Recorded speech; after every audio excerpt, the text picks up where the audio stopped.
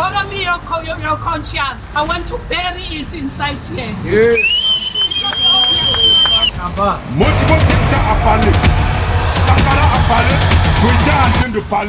All the people that you see here are students. But the most important thing is that they don't know what to expect in the future. But the French kids who are going to school just like you, they know already when they finish the school, they have a job, they have a house, they have America! France! England! Arab! Everyone! Africa, we stand together!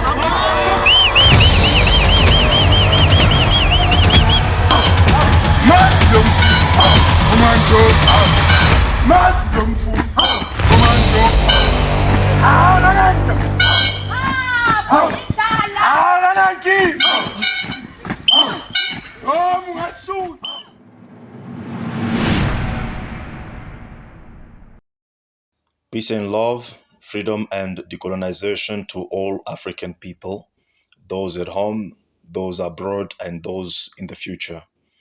If you have 2 shoes, please sell one and buy a sword. If you have 2 trousers, please sell one and buy a sword. Because now it is time for revolution. And this revolution is no longer on streets.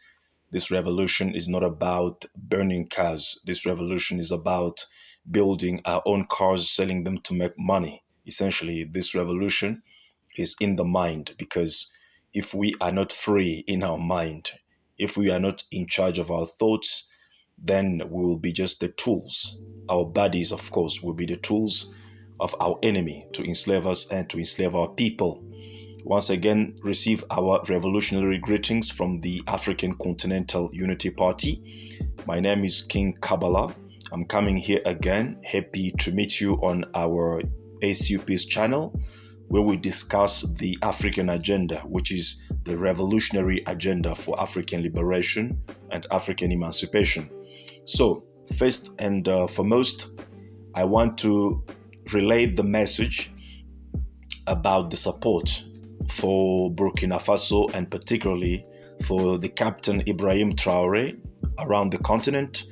There are marches that have been organized all across the continent on the 30th of April, as well as on the 25th of May. On the continent, Africa has to march in support of Ibrahim Traore.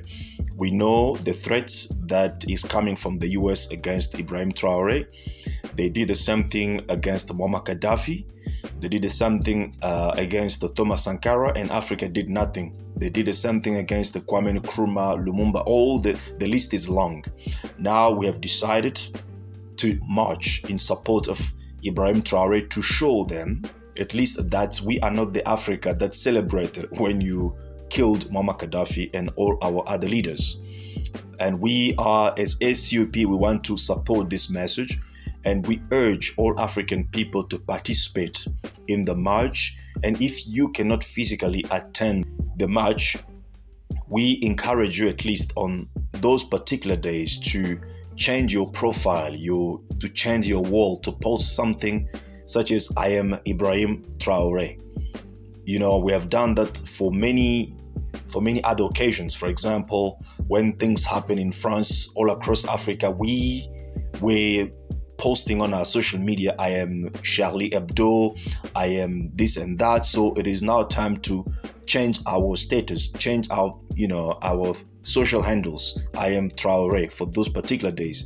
That is one of the ways you can also participate from a distance. But if you also have some means, financial, otherwise, that can put weight on these organizations, we encourage you to do so. But the most important thing that we want to discuss on this program is actually a response to the reactions that we have received across the continent and in the world, of course, from a video that we posted last week about Burkina Faso, of course. We posted a video from which we have received hundreds of insults from fellow African people, mainly from those who didn't even take time to go through the video. Simply by looking at the title of the video, at the heading of the video, they started to insult. And we put that title actually decisively. We did put it intentionally to understand something about our people. And we actually got exactly what we wanted to understand. We've learned a very important lesson about our people on that particular video. But as I said, many people that were insulting are the people who didn't even take 5 minutes to listen to the content of the video. In other words, they were reacting based on the title of the video. This is one of the big problems that we have in Africa as African people, is about superficiality instead of the content, instead of the fundamentals.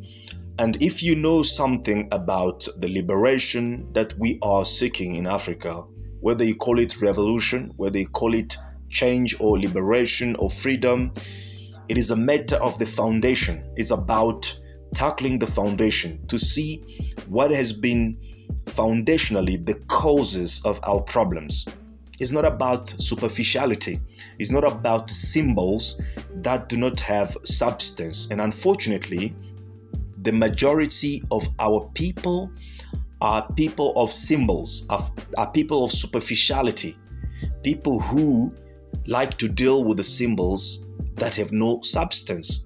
So, for example, if you come up and tell our people that we want one language in Africa, and all of them get excited, but this is just a symbolic gesture. What goes into the liberation of Africa is deeper than a common language, is deeper than borderless. And you have to understand that, because look, we have already common language in countries such as Swahili, Tanzania, Kenya. These two countries, they speak Swahili. Tanzania, Kenya, Uganda, even Congo, you find those countries already speaking a common language. Does it mean that they are united? No. Does it mean that there's no tribalism in those countries? No. There is tribalism in those countries. There is division in those countries. There is all these negative tendencies, even though they speak one language. So this is just a symbol. Speaking one language is very important, but there's more that has to go into a building of a country. But unfortunately, our people like symbols. They like a symbolic participation. They like symbolic things that have no substance. And we see this even now.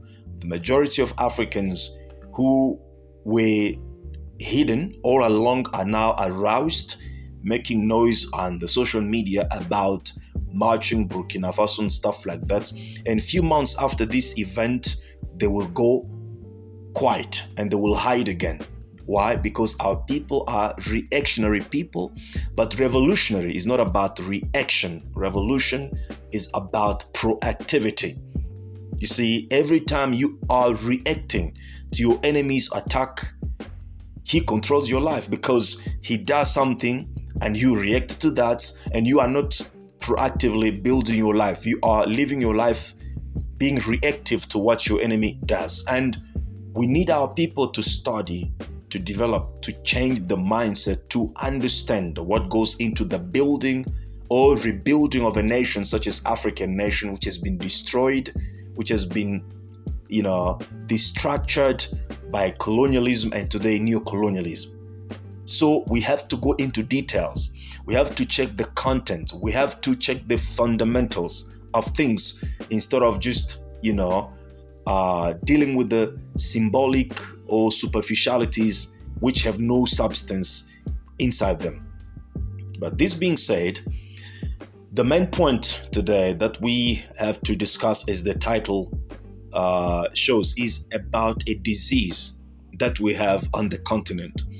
And this disease is called Messianic disease in Africa. A Messianic disease of African people.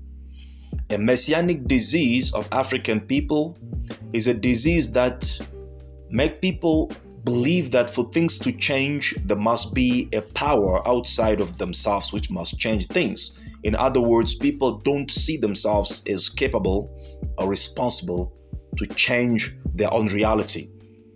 So this disease manifests itself in three things.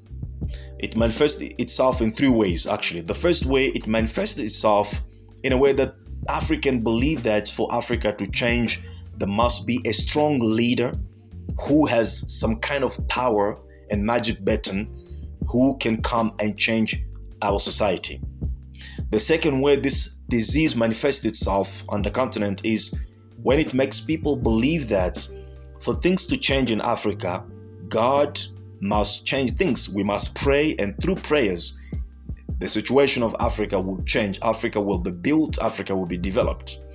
And the third manifestation of this disease that we call Messianic disease is when Africans believe that there's nothing else that can be changed on earth. There's nothing that can be improved. It's over. There's no hope for life on earth. All that we have to do is to wait for Jesus or Muhammad to come, or Allah to come and end the world so that we can go in paradise where we can have a beautiful life. On earth, we cannot expect any good life. So these are the three categories of Messianic disease. And the reason why we want to talk about this disease is because simply on the previous video that we made, we only put a title that was kind of negative. The title was African people should not worship Ibrahim Traore. And we got a lot of insults simply because people look at Traore as a hero, and indeed he is, as a savior of Africa, which is not true, because salvation is something that all of us African people must work for. Leaders will create conditions under which we have to work. What Ibrahim Traore is doing, like any other leader in Africa must do, is to create the conditions of freedom. And when those conditions are created, it is upon each and every one as African people, those at home and those abroad, to take advantage of those conditions that have been created to change our communities, our society, and our continent.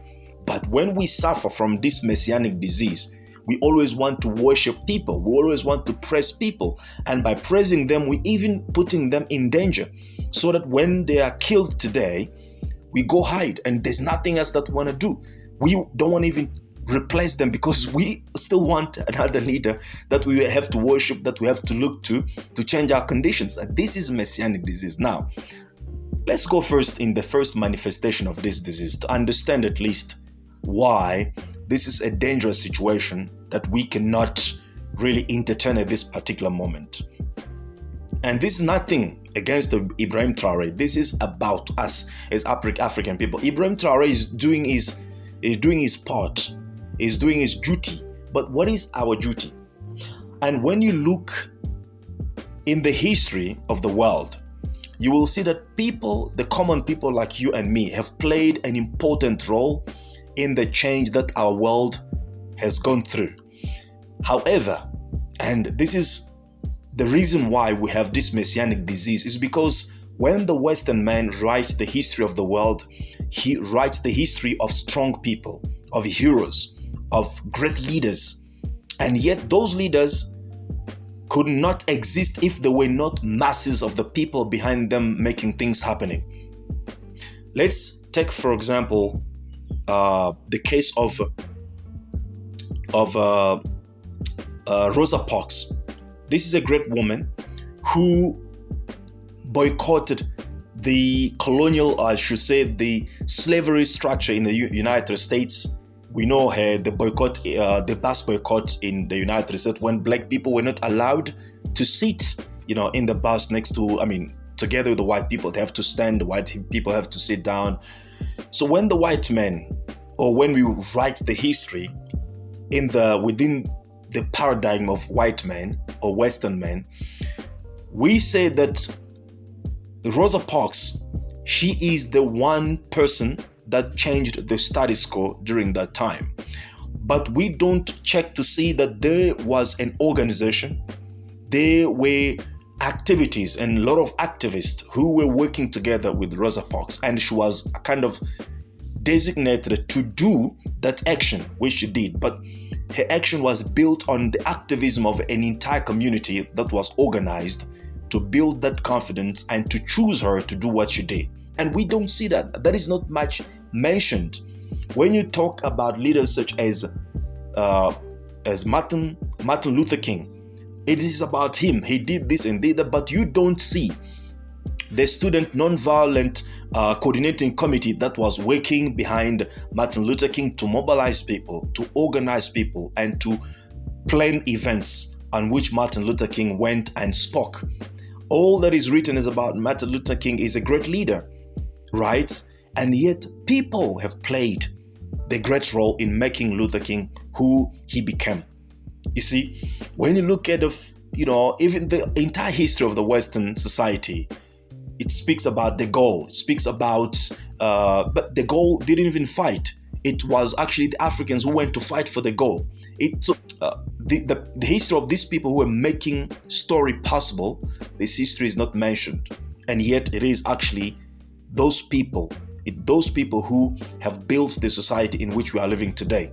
And you can see the same thing even today in these big corporations, your multinational corporations. You will hear that Bill Gates is this and that, Elon Musk is this and that. But does Elon Musk even write the codes of his tools, of his cars, his satellite and stuff? Does he create those things actually? Does Bill Gates create all the things that Microsoft has? The people who are behind those machines are not known, are not mentioned. It's the history of one person, because the Western culture is a culture of individualism. It worships individuals and undermines the work, the real work of the collective that have gone into building that individual and his prominence. And we as African people shouldn't allow ourselves to fall in that trap. What will make Africa of tomorrow that we want, whether you talk about Africa of 2030, Africa of 2063, it's going to be the collective work of all African people. It's not going to be the work of one individual person like Ibrahim Traore or Assimi Goïta or General Chani. It's going to be the work of all collective people organized in their communities, in their territories, in their areas, in their countries, to form the continental country or entity that we want to form, whether it is called the United States of Africa or the free or independent states of Africa or whatever that you want to call it. But it has to be the work of the masses, you and I. So I have to ask you, which organization are you part of? And what is your contribution in that organization to make the dream, the vision, and the goals of that organization materialized? None. But you sitting behind your screen and shouting or insulting people who are trying to organize, to mobilize people because they are trying to say the truth. No, we will die for Ibrahim Traore. If they try him, they will find us on our way or on their ways. What are you going to do where you are? Scared to death. What are you going to do if they come and get Ibrahim Traore today? What are you individually gonna do? Absolutely nothing except insulting and making, empty speeches on or commenting on TikTok. And that is your revolution, is about making comments on videos, but the real work. So I think we have to realize that we as the masses have always been playing a crucial role and are still playing the crucial role in the making of the world of today. And the world of tomorrow that we want will be made by us as the masses of the people. The leaders, we want them to pave a way, to create the conditions, but the building blocks of that Africa will be made by us as the masses of the people. So this messianic disease of sitting back and hoping that for Africa to change, there must be a supernatural kind of leader that will come and change things for us. That's not gonna happen. And if we have to hope for that, we can hope until we die. The second manifestation, as I said, of this messianic disease is when African people believe that Africa will change by prayer. And this is very crazy.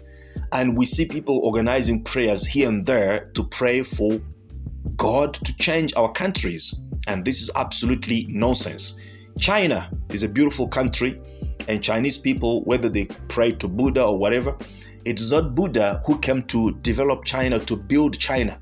It is people who understood their duties, people who recognized their responsibility towards themselves and towards humanity, and they started to implement any strategy that was possible for them to build themselves. Whether it is about stealing technology from other people, they did it, but in any case, they've done it and they've built their country. So you cannot expect Allah or Jesus to come and build Africa. It's not going to happen. Even the God of Israel does not build Israel. As we're speaking right now, Israel is fighting with Arabs, and is not the God of Israel, of Jacob, of Abraham, who's fighting for them. They are building the missiles, they are building the weapons, they are strategizing and using it to fight and to conquer their enemies. So you cannot, in your right mind, believe that Africa will change with a prayer. This is a manifestation of Messianic disease. It's still that disease that makes you feel that you are not capable or you are not responsible for the outcome that you are pursuing. It has to be an entity outside of yourself that has to build or that has to create that that outcome that you want. This disease is a cancer of Africa, and we cannot build Africa through prayers. Let your prayer build in you the confidence. Let your prayer energize you. Let your prayer inflame in you the desire to participate in any organization that is honestly working for the change that you want. And then physically, emotionally, financially, commit yourself to that organization and do something to participate, positively in building that organization, in supporting the goals and vision of that organization, so that Africa that we dream of can become the reality of our life and the result of our doing. Right. And the third manifestation, as I said, of this disease is when Africans believe that there's no hope, there's nothing that we can change, and the only change will come when we go to heaven. The only change that we want is when we go to heaven. And this is another craziness that we have of this Messianic disease. Look, as we're speaking right here, we live in Africa and we suffer, but next to us, if you dare to look, you will see other people, mostly who are not Africans, who are living their paradise right here in our countries. They are the ones who are profiting from the resources of our country right here. They are the ones who are reaping the wealth of our nations right here next to us. And you want to tell me that the good life, for me to enjoy the benefits of my country, for me to live with the resources of my country, for me to build a dream for my kids, for me to prepare a better future for my kids, that can only happen in heaven, not on earth. That's crazy. That is crazy. And we know a lot of religious organizations around that will tell people, don't participate in politics, don't do nothing, because there's nothing that can be changed on earth. The better life that we want can only happen when we go to heaven. And this is complete nonsense that we cannot accept, especially when we see other people making use of our resources, of all the advantages that Africa offers to the world. Right? All the advantages that Africa offers to the world, people making use of those things to make their lives better and their experience on earth meaningful. And we, still young as we are being distracted. We are being told to only pray and make our life ready for Jesus to come and to take us to paradise, where we're going to live a better life. But let me ask you a question. The same pastor or the same imam who tells you that there's nothing that you can do today to change your conditions or to build your society because the better life is in heaven, why do they keep buying houses here and there? If they know that Jesus is coming anytime soon, why are they still having a lot of properties? Because if I know that Jesus is coming either today or tomorrow, there's no need for me to have 3, 4, 7 houses for myself. There's no need for me to have millions of US dollars in my bank account, because I'm not going to need all those things in heaven. Why am I seeing all these pastors having a lot of money in their bank accounts, having 10 cars, having 10 houses, having things for themselves? They don't even share. Even they tell you, even so they tell us that Jesus is coming back tomorrow or anytime soon. This is completely nonsense. If I believe that really I'm dying tomorrow, or I'm going to heaven tomorrow to the better life. There's no reason for me to have all these things. And the reason why they still by themselves want to have more and more houses, more and more money in their bank accounts is because simply they don't believe in what they tell you, but they have to tell you these things because it's the way to make you acquiescent, it's a way to make you obedient, and a way to make you a passive and non-active in the reality of your own life. So, dear Africans, I hope this message can frustrate some people and even irritate those who have already started to insult us. But this is the truth that we have to face in Africa. If we want to change the reality in Africa, we shouldn't hope for that reality to come from either the north or the west. It must be a reality of our own doing. Our ancestors did it. They didn't take it from anybody. They didn't expect the God to come and make it for them. They did it out of their own ingenuity. And the reality that we are facing today will be only changed if we begin to do for ourselves what other people pretend to do for us. And I'm always telling Africans that, you see, this continent, as much as hopeless it might appear to be, but this continent can be changed in 1 year. It totally can change. It can be changed in 10 years. It can be changed in 100 years. And it might never even get to change or to be changed, actually, because it only depends on when we as African masses become conscious of our reality and begin to do for ourselves what we have been expecting other people to do for us. That is the moment that the real change will take place in this continent. The reason why we have corrupt leaders is because we let them be, and we let the West impose them onto us. The day we begin to create the same threats that our leaders feel when they are in power, when it comes to the West, the moment that we begin to pose the same threats to our leaders, the same way they are threatened by the Western system, that is the moment that they will begin to work for us. That's the moment that the change will happen in the leadership position. But as long as we sit there and we clap our hands to them, even though we know they are thieves, they are robbers, they are murderers, they are this and that, we clap our hands, we are encouraging our own domination, enslavement, so forth and so on. So, dear Africans, it is time for us to become responsible, to take charge of our lives. And I have to end with this quote that I found interesting as I was thinking about all these things about religion and stuff. This book is called the Book of Thomas. In that book, Jesus said that if you believe that the kingdom of God is in heaven, you must know that the birds in the sky will precede you in that kingdom. If they tell you that the kingdom of God is in the water, the fish in the water will precede you in that kingdom. But rather, the kingdom of God is inside of you and outside of you in other people that you see next to you. So it means the change that we want in Africa is within us and must begin with us. Otherwise, Africa will never change. Peace and love, freedom and decolonization to all African people, those at home, those abroad, and those in the future. If you have 2 shoes, please sell one and buy a sword. If you have 2 trousers, please sell one and buy a sword, because now it is time for revolution. And this revolution is no longer on the streets.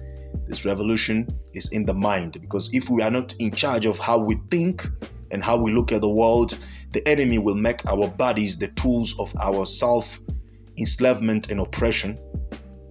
I hope this message was fruitful. If it is, please like and share with others. We'll see you next time. Thank you very much. Peace and love. Bye-bye.